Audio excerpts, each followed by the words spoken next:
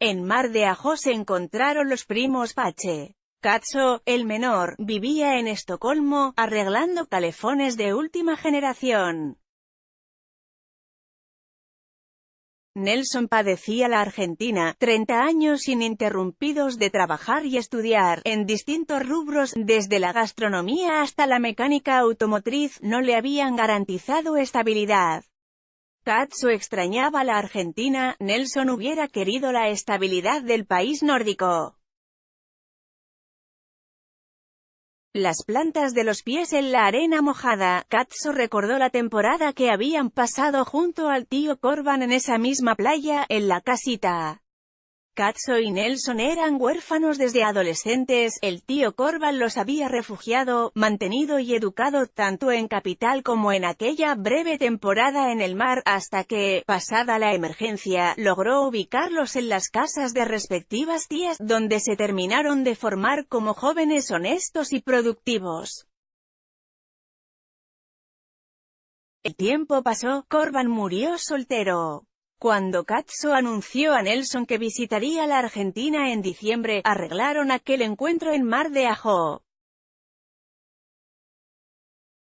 Katso se alojó en un hotel. Nelson en la casita de Corban. ¿Te acordás de los terrenos del tío en Paraguay?, preguntó Nelson, en otro paseo de mañana, bien temprano, por la orilla. Newsletters Clarín de lunes a viernes por la tarde. Katso no se esmeró en hacer memoria. Intentar acordarse de algo y no lograrlo, le resultaba más irritante que ni siquiera intentarlo. Su silencio invitó a Nelson a continuar. El tío Corban nos habló alguna vez de unos terrenos suyos en Paraguay. No recuerdo en qué ciudad. Hasta donde yo sé, no tuvo hijos. Lo más razonable es que nos los hubiera legado. Un recuerdo perdido se activó en la memoria de Katso.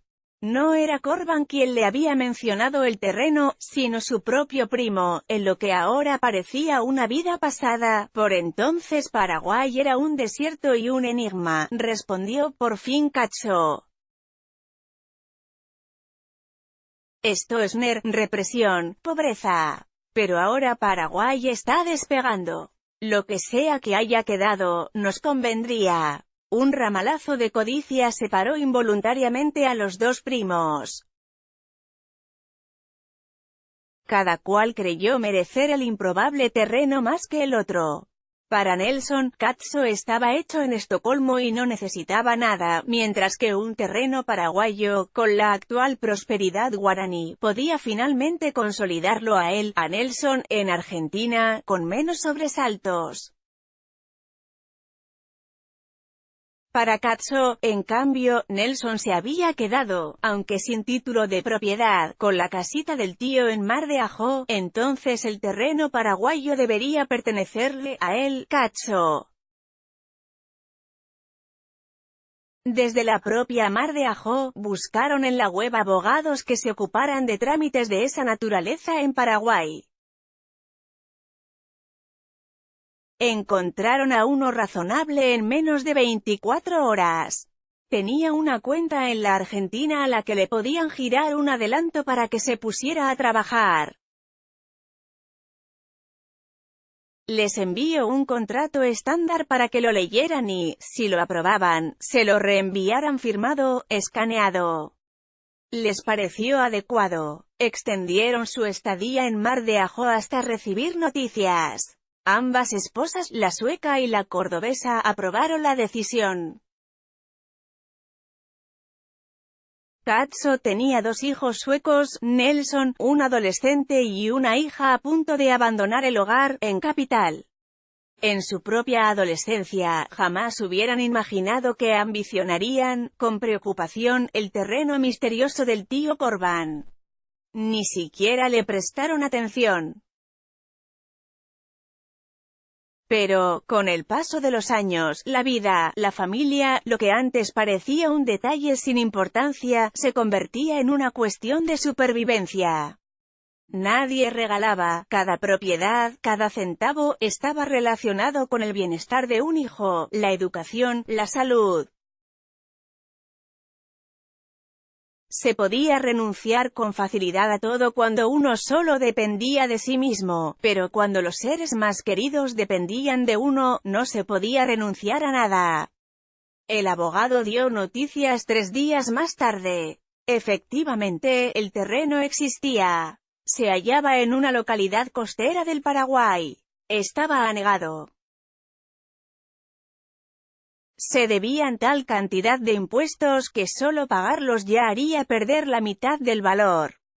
Pero, si lo recuperaban y eran capaces de construir algo allí, había alguna esperanza de llegar a sacarle ventaja.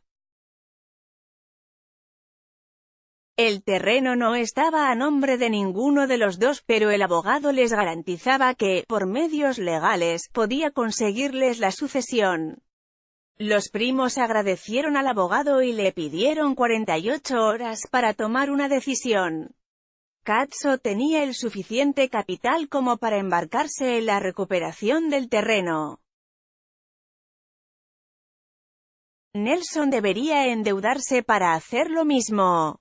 Le ofreció a Katso, si él ponía el capital, encargarse de todo el trabajo y cobrar un porcentaje menor de la ganancia. A Katso no le pareció una buena idea. No le convenía. De hecho, Katso podía retomar la negociación desde Estocolmo y pagarle al abogado para que se encargara. No necesitaba compartir nada con el primo. Nelson replicó que Corban hubiera querido que lo compartieran. Katso replicó que nunca podrían saber la voluntad de Corban. De hecho, fui yo quien recordó el terreno, apuntó Nelson. En rigor, a vos nunca te lo mencionó. Lo mismo da, mintió Katso. No creía en su propia respuesta. Los primos se despidieron con oculto encono. No habían llegado a ningún acuerdo. Se suponía que esa misma noche Katso regresaba de Mar de Ajó, en micro, a Buenos Aires, y de allí, un día más tarde, en avión, a Estocolmo. Pero al día siguiente, a las 2 de la tarde, golpeó la puerta de la casita de Corban, donde aún habitaba Nelson. Durante el viaje en micro, había recibido un mail del abogado en Paraguay, y lo había impresionado de tal modo que se bajó del micro, cambió la fecha del pasaje para el retorno a Suecia, y regresó a Mar de Ajó. El abogado contaba que, cuando comenzó los trámites para la sucesión, la policía le advirtió que en ese terreno yacía sepultado, sin señalizar, el cadáver de un hombre asesinado. Aparentemente, el marido de una amante de Corban. La historia seguía, el marido golpeaba a la mujer. De la relación ilícita con Corban existía un hijo que, por preferir como padre al esposo legal de su madre, no reclamaba el terreno, además ignoraba que era el sitio de sepultura de su padre legal, a quien creía enterrado en un cementerio de Asunción. Pero, si otros lo reclamaban, no se sabía cuál sería la reacción del hombre, que ahora era un empresario paraguayo. Pese a lo trágico y feroz de la noticia, la reacción de Nelson fue reírse. Se había quedado tan amargado con la reacción de Katso y el devenir de las circunstancias, que este twist del destino le causaba más gracia que pesar. Aunque no fue su reacción original, Katso se rió también. No me sale pedirte disculpas, confesó Katso. No sé qué hubieras hecho vos de vivir en Estocolmo y contar con el capital. Pero así las cosas, ahora no sé qué hacer. Yo tampoco, aceptó Nelson. Esa misma noche, mientras compartían una cena discreta en un bar de la costa, Nelson le ofreció a Katso intentar obtener la sucesión de la casa de Mar de Ajó, venderla y dividirse el dinero. Como Katso vivía en Estocolmo, y no podía aprovecharla, le parecía lo más justo. Katso respondió que no hacía falta, ya que Nelson vivía en Argentina, que la usufructuara.